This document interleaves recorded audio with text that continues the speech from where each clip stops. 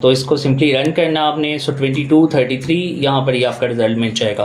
तो बेटा that is the way how to make a pseudo code, और you can simply say that algorithm आपने basically lab में कैसे डिज़ाइन करना है। Welcome to Computer with Salman. I am Salman Ahmed, a young, passionate programmer and a computer science teacher. Let's learn, build and grow together. अस्सलाम वालेकुम dear friends and welcome back to another video. अच्छा बेटा, आपको याद होगा हम chapter number 7 को read out कर रहे थे। तो बेटा आपको याद होगा कि हम एक चैप्टर पढ़ रहे थे, बेसिकली ओल्ड बुक के मुताबिक वो चैप्टर नंबर 7 था। इस बुक के मुताबिक जो न्यू है वो चैप्टर नंबर 4 है। उसमें बेटा हमने पढ़ा था, इस चैप्टर का नाम था कंप्यूटेशनल थिंकिंग। इसमें हमने पढ़ा था बेटा एक टॉपिक लार्ड, जो मैंने आपको बताया था ये टूल है। उस टूल पे फिर हमने फ्लो चार्ट्स भी बनाए थे और एल्गोरिदम्स भी बनाए थे। ये टूल कुछ इस तरह का दिखाई दे रहा था। तो बेटा मैंने जैसे आपसे कहा था कि हम इस पे प्रैक्टिकली काम किया करेंगे। तो लास्ट में तो हमने देखा था, इससे पहले मैं ओपन कर लेता हूँ। तो बेटा ये मैंने इंस्टॉल किया हुआ है, ये आपको दिखाई दे रहा है। आपको इसे इंस्टॉल करना पड़ेगा। और मैंने लास्ट में भी कहा था अगर आपको इंस्टॉलेशन में प्रॉब्लम होती है तो मुझे बता दीजिएगा, वरना वेबसाइट पे जाके आप इसे सिंपली सर्च कर सकते हैं और इसे डाउनलोड करके इंस्टॉल कर सकते हैं। और अगर इंस्टॉलेशन में प्रॉब्लम हुई तो आप मुझे बेटा कमेंट कर दीजिएगा, मैं आपको प्रॉपर वीडियो प्रोवाइड कर दूंगा कि आपने इसे डाउनलोड कैसे करना है और इसे इंस्टॉल कैसे करना है।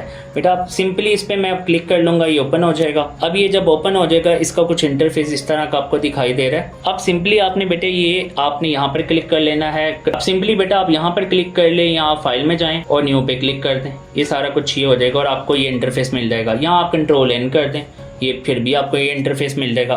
तो बेटा लास्ट में तो हमने देखा था कि एक नाम कैसे प्रिंट करना है या यूजर से डाटा कैसे लेना है और उसको प्रिंट कैसे करना है। और बेटा मैंने आपको एक टास्क भी दिया था, मैंने कहा था कि आपने बेसिक कैलकुलेटर बनाना है। तो वो बेटा हम देखते हैं कि अगर आपने बेसिक कैलकुलेटर बनाना है जिसमें प्लस माइनस मल्टीप्लाई डिवाइड है, तो उसका सूडो कोड कैसे बनेगा। तो ये तो बेटे आपको ऑलरेडी पता है और मैंने बताया भी है कि लाट में हम बेसिकली सूडो कोड को स्टार्ट करते हैं स्टार्ट के ही वर्ड से, या इसे आप कीवर्ड कह लें, और एंड करते हैं एंड से, और एंड करते हैं एंड के कीवर्ड या वर्ड से। अब बेटा सबसे पहले मैंने यहाँ पर वेरिएबल्स लेने हैं, तो इसको दो मेथड से करते हैं। एक तो बेटा होता है कि वैल्यूज आप पहले फिक्स कर लें। मैंने एक x को वैल्यू दे दी 55, y को मैं लेट से दे देता हूँ 45। अब बेटा लेट से मैं यहाँ पर फॉर्मूलाज अप्लाई करता हूँ। बेटा ये वेरिएबल्स हैं और मैंने इसको बड़ी डिटेल से बताया। अच्छा बेटे अगर आपको वेरिएबल्स का आइडिया नहीं है तो ऊपर आपको एक वीडियो का लिंक मिल रहा होगा, उसमें बेसिकली हम चैप्टर नंबर 7 की प्ले लिस्ट है, तो आप उनमें सब लेक्चर्स को भी देख सकते हैं। और एंड पे आपको एक लेक्चर मिलेगा लैब के रिलेटेड, उसमें मैंने बेटा बताया था कि वेरिएबल्स क्या होते हैं और हम क्यों यूज करते हैं। बेटा इन शॉर्ट मैं आपको दोबारा से बता देता हूँ कि कंप्यूटर साइंस में हम डाटा को स्टोर करने के लिए, चाहे वो इमेज का डाटा हो, वीडियो, कुछ भी हो, उसके लिए हम यूज करते हैं वेरिएबल्स। किसका यूज करते हैं? वेरिएबल्स का।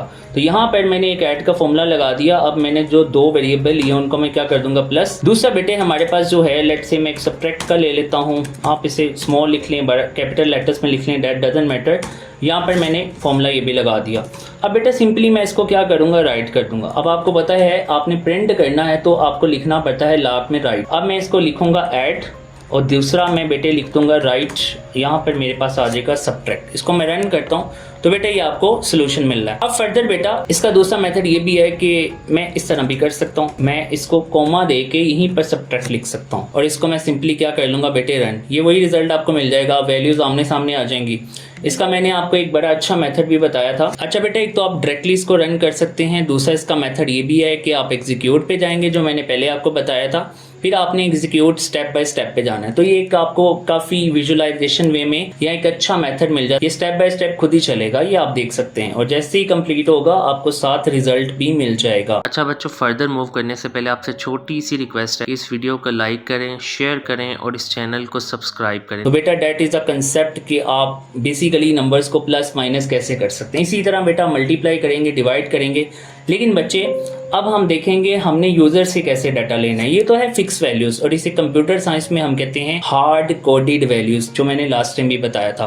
अब अगर मैंने यूजर से डाटा लेना है तो ऑब्वियसली यूजर से लेने के लिए हम रीड का यूज करते हैं। हमने किस वर्ड का यूज करना है या कीवर्ड का यूज करना है, वो है रीड। तो आप रीड लिख सकते हैं, आप दोबारा लिख लें बेशक, जो मैंने बेटा आपको मेथड बताया कि आप इकट्ठा भी लिख सकते हैं और आप इन्हें सेपरेट भी लिख सकते हैं। तो मैंने बेटा यहाँ पर वाई ले लिया। अब मैं इसमें बेटा सारे ऑपरेशन परफॉर्म करने लगा हूँ। यहाँ पर मैंने मल्टीप्लाई ले लिया और मैंने यहाँ पर एक्स। अब बेटा मल्टीप्लाई आपने ये वाला सिंबल यूज करना है, स्टैटिक। कंप्यूटर साइंस में कभी भी क्रॉस यूज नहीं होता, ये याद रखना है।